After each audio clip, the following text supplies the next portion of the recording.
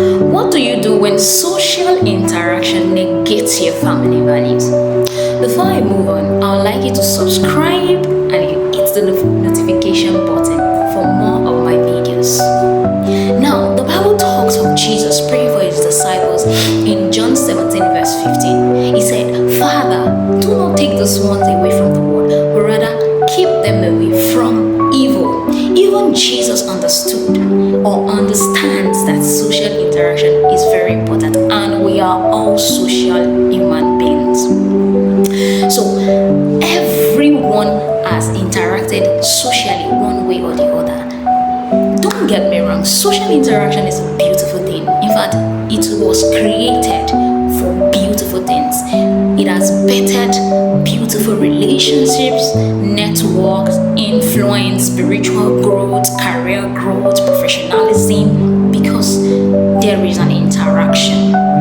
Now, in children, social interaction is needed, very, very crucial for their development. It is needed in your life. So you can't take them away from, you can't take them away from some places. They just need to be there. For instance, the school, you can't take them away. For instance, they need to relate with families, with siblings, they need to know, they need to interact.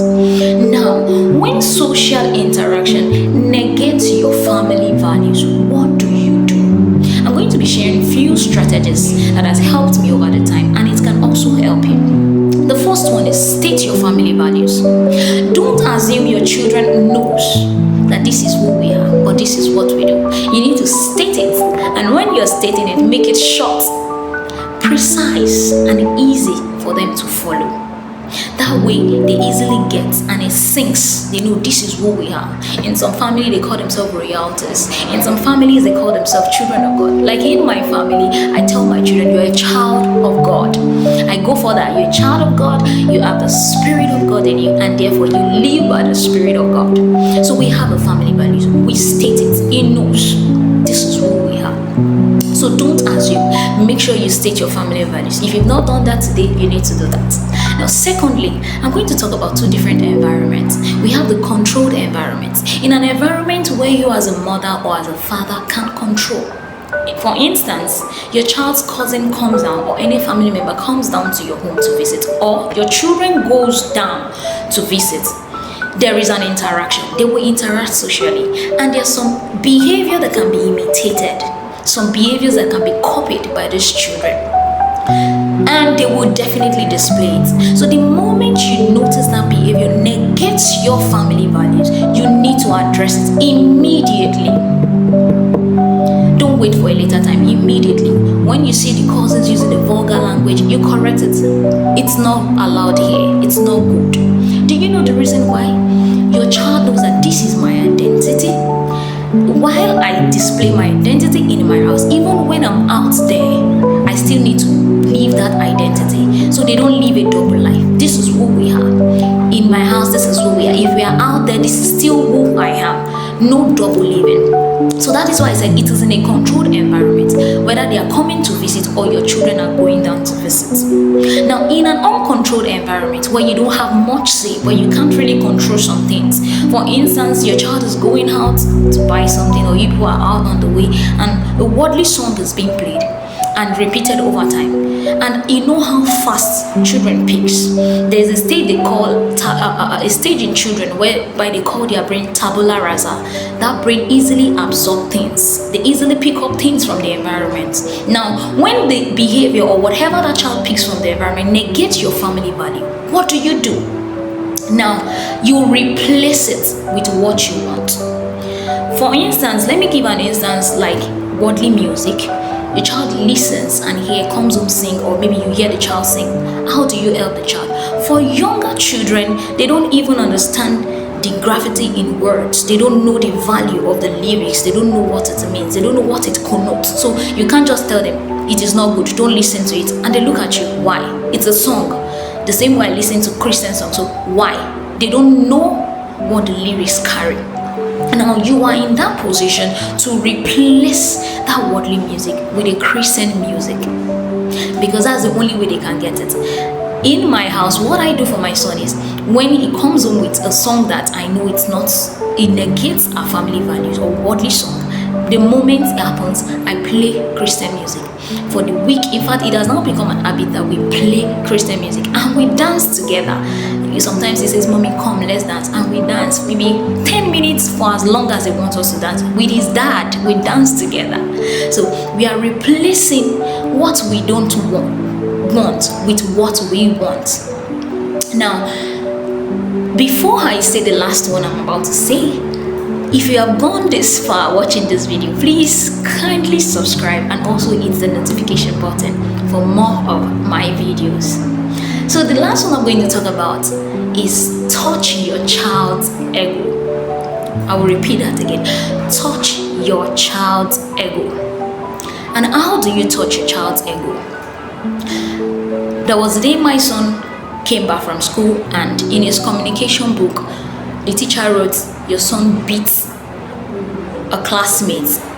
And that moment, my head was, a lot was just going through my head. What happened? How come? What went wrong? So I decided to pick up my phone. I called, she wasn't picking. I called, she wasn't picking. Then I sent a message, "I'm so sorry, ma, it won't happen again. I will caution him, and this, please, I hope the boy he beats in class, I hope it's not too deep. I hope it's not something beyond what it is." I just dropped the message. Then I called my son. I asked him what happened.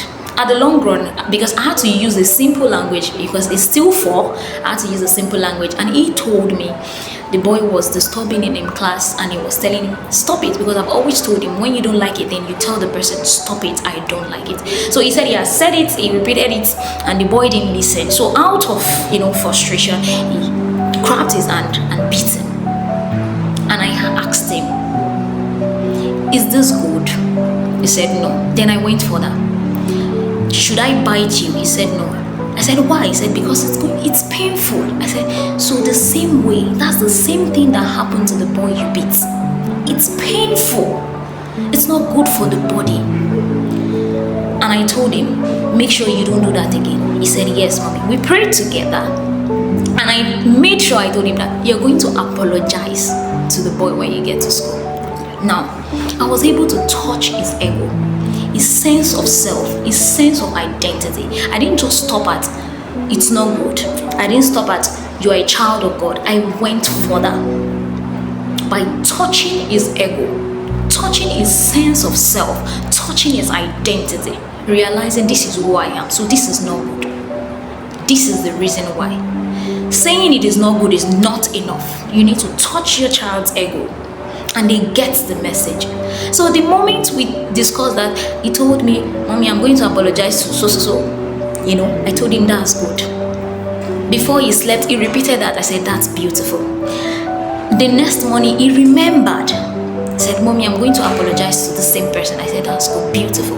So when he came back from school, he told me, "Mommy, I apologized to him." I said, "I love you, and Jesus is happy about that."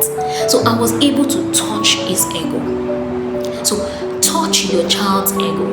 When social interaction negates your family values, it will happen. It will surely happen. You can't take it away. They will definitely interact, and they will imitate some misbehavior or copy some misbehavior. Don't be agitated. Don't be worried. Don't start feeling guilty. "Oh, what else would I have done as a mother? Why did you do this? You want to give me names?" Don't go there.